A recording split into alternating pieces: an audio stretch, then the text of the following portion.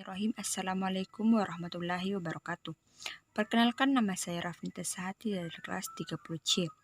Pada video ini, saya akan menjelaskan materi tentang kalimat efektif.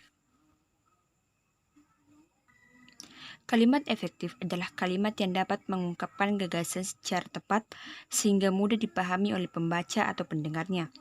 Kalimat dikatakan efektif apabila didukung oleh kesepadanan antar struktur bahasa dan jalan pikiran yang logis, keparalelan untuk tujuan efektivitas tertentu, ketegasan dalam menonjolkan pikiran utama, kehematan dalam pilihan kata, kevariasian dalam penyusunan kalimat, dan kelogisan. Ciri-ciri kalimat efektif. Ciri-ciri kalimat efektif yaitu yang pertama, kesepadanan. Kesepadanan adalah keseimbangan antara gagasan dan struktur dan bahasa yang digunakan. Ciri-cirinya yaitu kalimat tersebut memiliki subjek dan predikat yang jelas.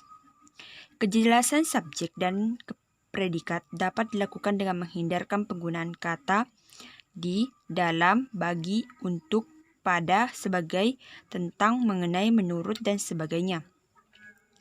Contohnya terdapat pada PowerPoint berikut. Selanjutnya, tidak terdapat subjek ganda.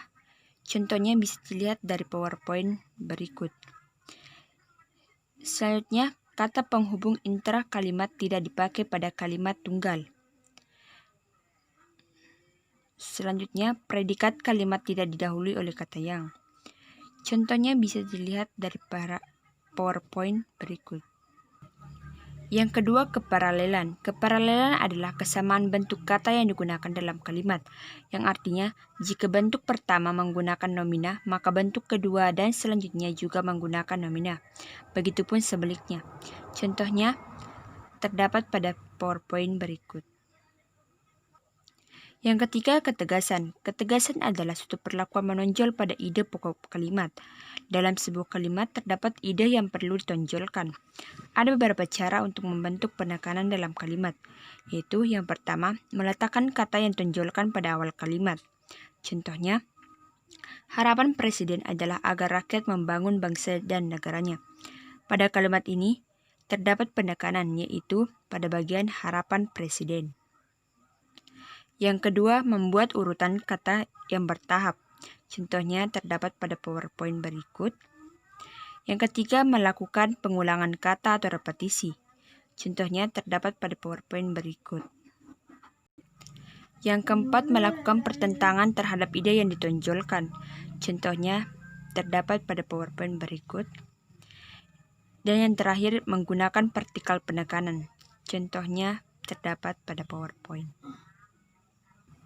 Yang keempat, kehematan. Kehematan adalah menggunakan kata, frasa, atau bentuk lain yang dianggap perlu, tapi tidak menyalahi kaidah tata bahasa.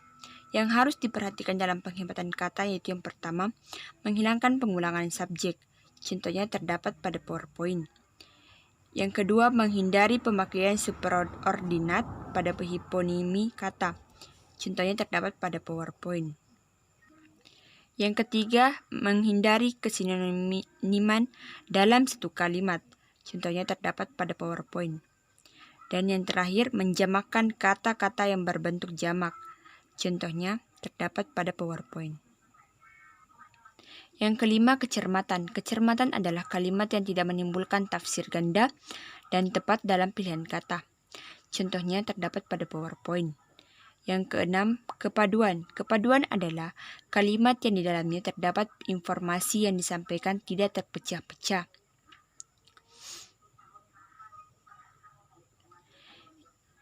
Misalnya, kalimat yang padu tidak bertele-tele dan tidak mencerminkan cara berpikir yang tidak simetris, dan kalimat yang padu mempergunakan pola aspek agen verbal secara tertib dalam kalimat yang berpredikat pasif. Contohnya terdapat pada PowerPoint. Struktur kalimat efektif. Yang pertama, struktur kalimat umum. Unsur-unsur kalimat yang membangun sebuah kalimat dapat dibedakan menjadi dua, yaitu unsur wajib dan unsur tidak wajib. Unsur wajib adalah subjek dan predikat, sedangkan unsur tidak wajib adalah unsur yang boleh ada dan boleh juga tidak ada, seperti kata kerja, bantu, harus, boleh, kata kerja keterangan, aspek, sudah, akan, kata kerja tempat, waktu, cara, dan sebagainya. Yang kedua, struktur kalimat paralel. Maksudnya yaitu penggunaan bentuk bahasa yang sama yang dipakai dalam susunan serial. Contohnya terdapat pada PowerPoint. Struktur kalimat paralel terbagi menjadi dua jenis, yaitu kesejajaran bentuk dan kesejajaran makna. Masing-masing contohnya terdapat pada PowerPoint. Syarat-syarat kalimat efektif, yaitu yang pertama kesatuan. Contohnya terdapat pada PowerPoint. Yang kedua kehematan atau ekonomi. Kehematan terbagi atas beberapa jenis. Yang pertama mengulang subjek kalimat. Contohnya terdapat pada PowerPoint. Yang kedua hiponim dihindarkan. Contohnya terdapat pada PowerPoint. Yang terakhir pemakaian kata depan dari dan daripada. Contohnya terdapat pada PowerPoint. Yang ketiga penekanan. Penekanan adalah upaya pemberian aksentuasi, pementingan atau pemusatan perhatian pada salah satu unsur atau bagian kalimat agar lebih mendapat perhatian. Baik, itulah tadi penjelasan dari saya. Lebih dan kurangnya mohon dimaafkan. Wabillahi taufiq wal hidayah. Wassalamualaikum warahmatullahi wabarakatuh.